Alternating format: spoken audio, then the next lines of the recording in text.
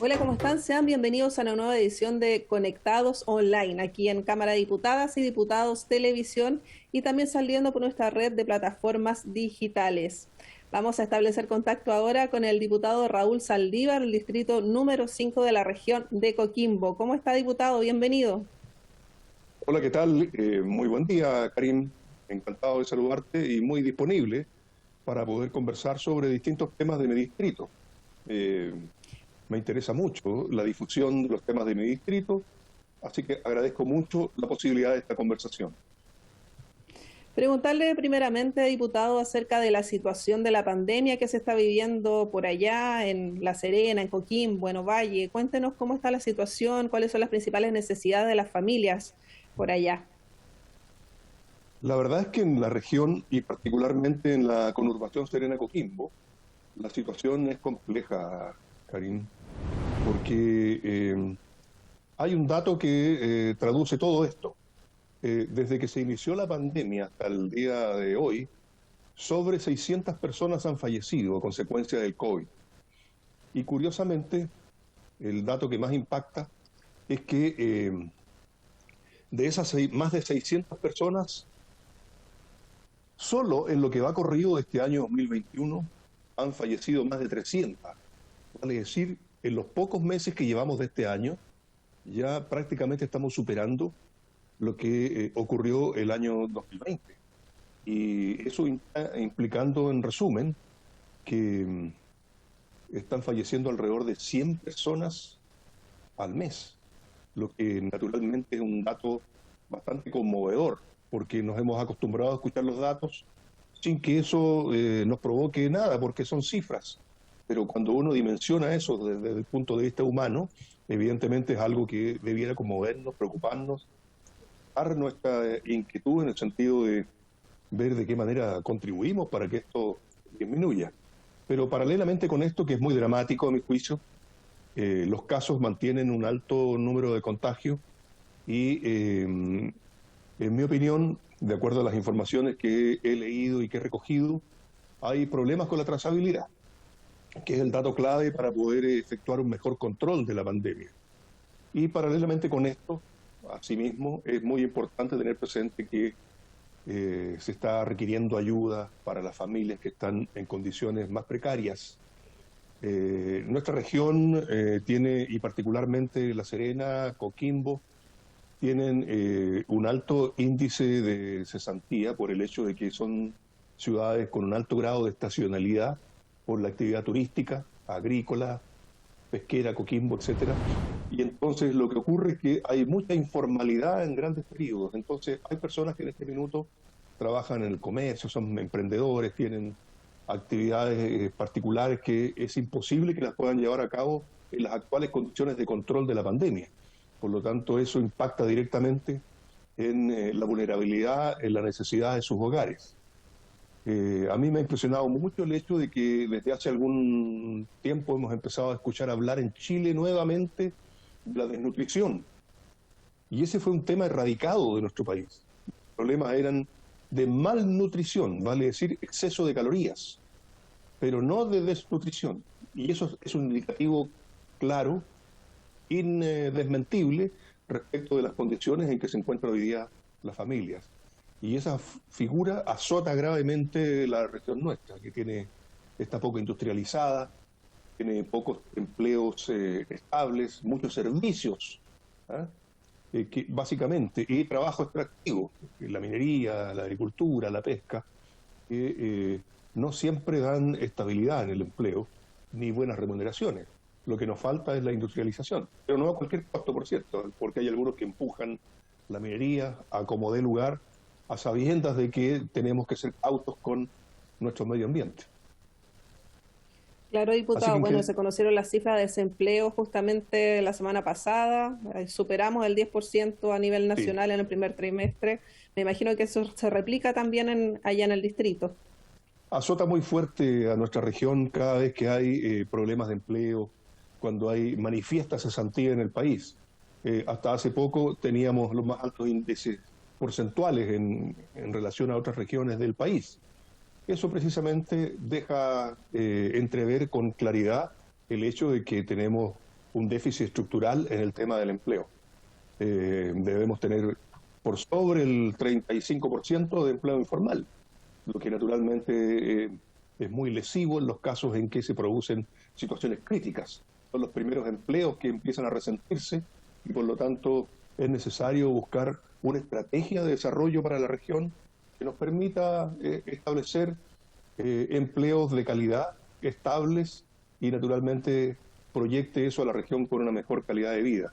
Hoy día es muy difícil eso en las actuales condiciones, con la actual estructura económica que funciona en nuestra región.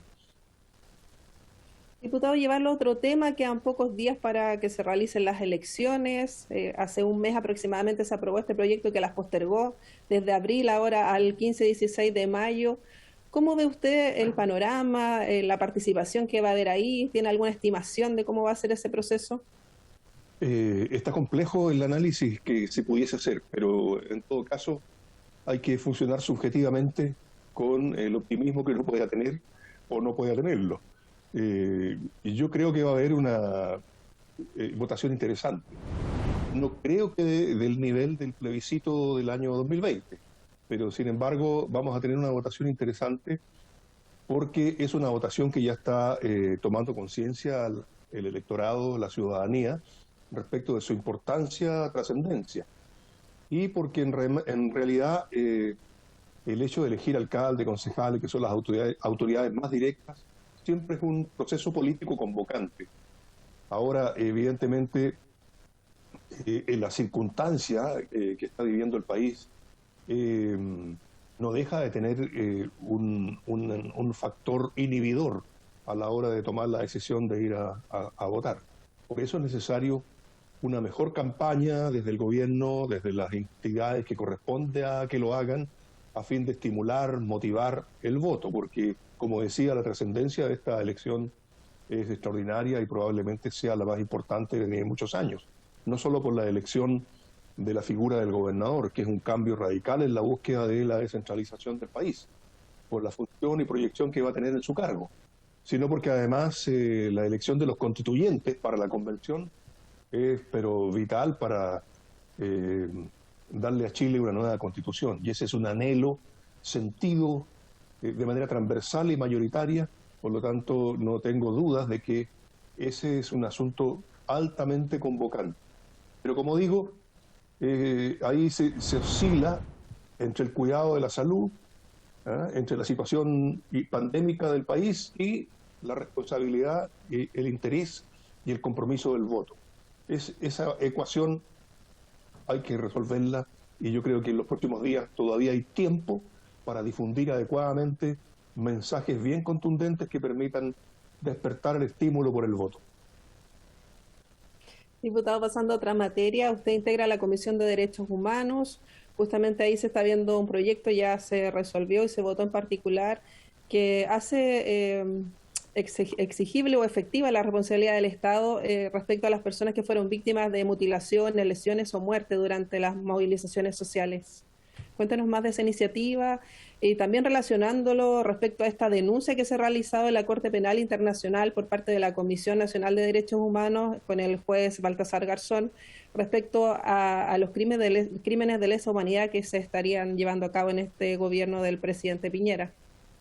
Yo creo que es posible hacer una ligación entre ambas cosas. En la acusación que se hace al presidente de la República en la Corte Penal Internacional sobre crímenes de lesa humanidad en Chile y este proyecto de ley que estábamos discutiendo hasta hace pocos días y que dice relación con la compensación que las personas requieren, la reparación que las personas requieren después de haber sido violentadas en sus derechos por agentes del Estado. Ese proyecto no estuvo exento de tensiones a la hora del debate, porque se tiende a diluir el concepto de derechos humanos cuando se discute desde el punto de vista de la reparación y cuando se discute desde el punto de vista de cuál es el ámbito dentro del cual se inscriben las distintas figuras de violación a los derechos humanos.